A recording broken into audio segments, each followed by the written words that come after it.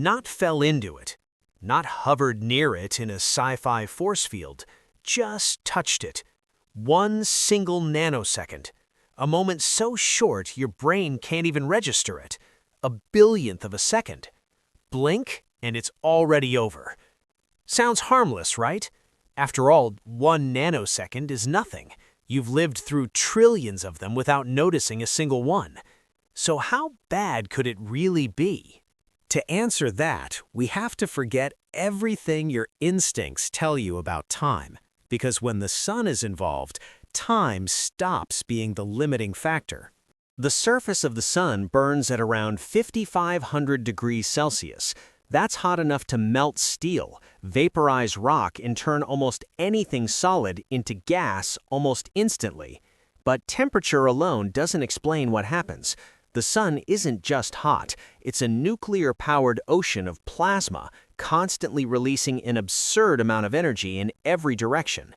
Every second, the sun produces more energy than humanity has used in its entire history.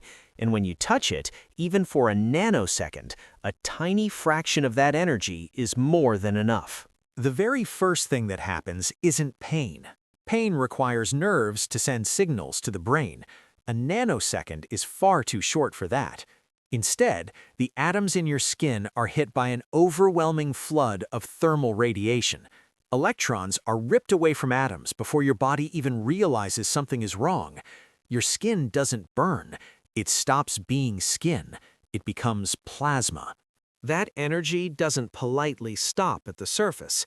Heat moves at the speed of molecular collisions, and at solar temperatures, those collisions are violent beyond comprehension. In that single nanosecond, the outer layers of your body absorb more energy than a powerful explosive delivers in the same time.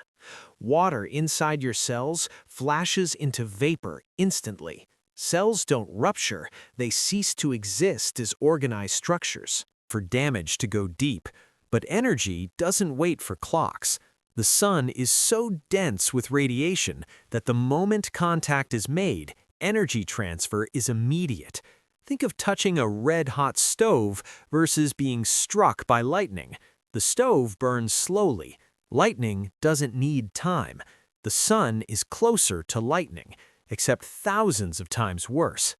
Even if you were magically pulled away after that nanosecond, there would be nothing left to save. The outer layers of your body would be gone. Not damaged, not injured, simply gone. The shock wave from the rapid expansion of superheated material would tear into what remained.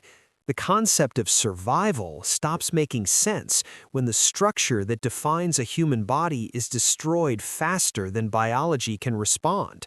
And then there's the radiation. The sun constantly emits intense ultraviolet and X-ray radiation.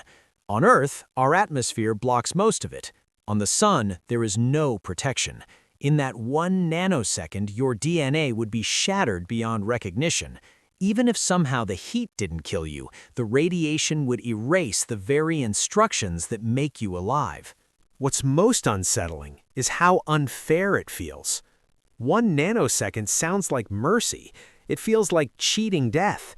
But physics doesn't care about mercy. The sun operates on scales that completely ignore human limits. It doesn't need minutes. It doesn't need seconds. It barely needs time at all. So could a human survive touching the sun for 1 nanosecond? No, not even close. Not because the moment is long, but because the environment is so extreme that the idea of short exposure loses all meaning. At the sun, survival isn't about how long you're there. It's about whether you're there at all. And that leads to a more uncomfortable realization. The only reason we can even ask this question is because the sun is 150 million kilometers away. Move Earth just a little closer, and life wouldn't fail slowly. It wouldn't struggle. It would vanish instantly, just like that nanosecond on the sun. Sometimes, the most dangerous things in the universe don't need time to kill you. They only need a moment.